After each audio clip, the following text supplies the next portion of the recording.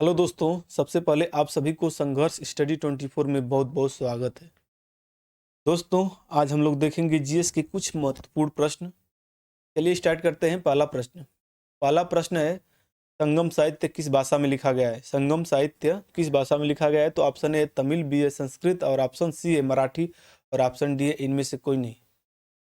तो संगम साहित्य किस भाषा में लिखा गया है? संगम साहित्य जो है तमिल समाज का सांस्कृतिक भाषा है और संगम साहित्य तमिल तमिल भाषा में लिखा गया है। ऑप्शन नंबर ए सही है। संगम काल जो है 300 ईस्वी पूर्व से 300 ईस्वी पूर्व से 300 ईस्वी तक माना जाता है। 300 ईस्वी तक माना जाता है और संगम काल में 3 राजाओं का उल्लेख मिलता है। कौन कौन राजा थे? तो चोल राजा और चेर राजा और एक और राजा थे पांड्य। ये 3 राजाओं का उल्लेख संगम काल में मिलता है। तो संगम साहित्य किस भाषा में लिखा गया है? तो संगम साहित्य तमिल भाषा में लिखा गया है। अगला प्रश्न है, 1906 में मुस्लिम लीग का गठन किस स्थान पर किया गया था?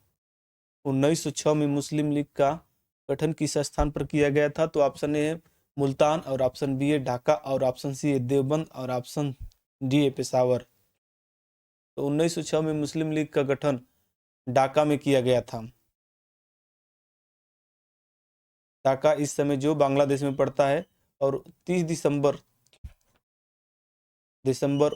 1906 को सलीमुल्लाह के नेतृत्व में मुस्लिम लीग का गठन किया गया था ढाका में। तो 1906 में मुस्लिम लीग का गठन किस स्थान पर किया गया? तो ढाका में। ऑप्शन नंबर बी सही है। अगला प्रश्न देखते हैं, महान विद्वान अश्वघोष किस शासक के समकालीन थे? महान विद्वान अश्वघोष किस शासक के समकालीन थे? तो ऑप्शन ए है चंद्रगुप्त, बी है स्कंदगुप्त और ऑप्शन सी है कनिष्क और ऑप्शन डी है हर्षवर्धन। तो महान विद्वान अश्वघोष ये कनिष्क के समकालीन थे। कनिष्क राजा थे उसके समकालीन थे।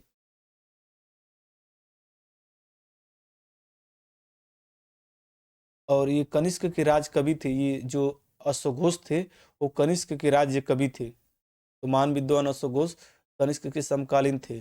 ऑप्शन नंबर सी सही है।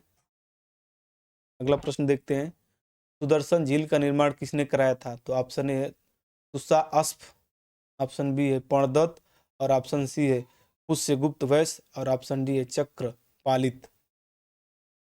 तो सुदर्शन झील का निर्माण पुष्यगुप्त वैश्य ने कराया था। ऑप्शन नंबर सी सही है। ऑप्शन नंबर सी सही है, सुदर्शन झील का निर्माण पुष्यगुप्त वैश्य ने कराया था। अगला प्रश्न देखते हैं, अशोक के सारनाथ स्तंभ पर कौन सा पशु अंकित नहीं है? अशोक के सारनाथ स्तंभ पर कौन सा पशु का चित्र अंकित नहीं है? तो ऑप्शन ए है घोड़ा, बी है हाथी और ऑप्शन सी है शेर और ऑप्शन डी है गैंडा। तो अशोक के सारनाथ स्तंभ पर गैंडा का चित्र अंकित नहीं है।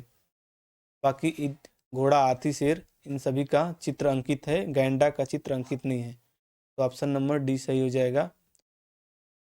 अगला प्रश्न देखते हैं, तृतीय बौद्ध संगति किसके शासनकाल में आयोजित की गई थी? तो ऑप्शन ए है अशोक, बी है कालाशोक और ऑप्शन सी है कनिष्क और ऑप्शन डी अजातशत्रु। तो तृतीय बौद्ध संगति जो है अशोक के शासनकाल में आयोजित की गई थी। तृतीय बौद्ध संगति अशोक के शासनकाल में आयोजित की गई थी। अगला प्रश्न देखते हैं, मार्टिमर व्हीलर और स्टुअर्ट्स पिगट्स के अनुसार सिंधु सभ्यता की तिथि क्या थी?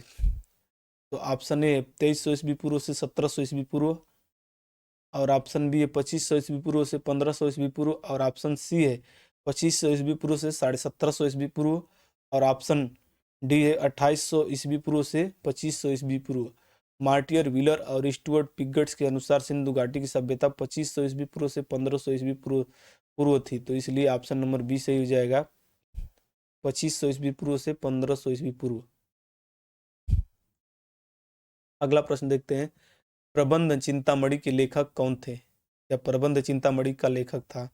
तो ऑप्शन ए है संध्याकार नंदी और ऑप्शन बी है नच नचंद्र सूरी और ऑप्शन सी है भवभूति और ऑप्शन डी है मेरुतुंग।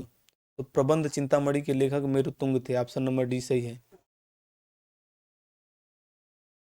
अगला प्रश्न देखते हैं, पेरिप्लस ऑफ द इरिथ्रियन सी किस भाषा में लिखा गया है? पेरिप्लस ऑफ इरिथ्रियन सी किस भाषा में लिखा गया है? तो ऑप्शन ए है यूनानी, बी है फ्रेंच और ऑप्शन सी है जर्मन और ऑप्शन डी अंग्रेजी। तो पेरिप्लस ऑफ इरिथ्रियन ये यूनानी भाषा में लिखा गया था। पेरिप्लस ऑफ इरिथ्रियन सी यूनानी भाषा में लिखा गया, तो ऑप्शन नंबर सी ए सही है, यूनानी। अगला प्रश्न है, भारतीय राष्ट्रीय कांग्रेस की स्थापना भारतीय राष्ट्रीय कांग्रेस की स्थापना के समय भारत के वायसराय कौन थे? तो भारतीय राष्ट्रीय कांग्रेस का स्थापना 1885 में हुआ था और उस समय लॉर्ड डफरिन भारत के वायसराय थे। तो ऑप्शन नंबर सी से हो जाएगा,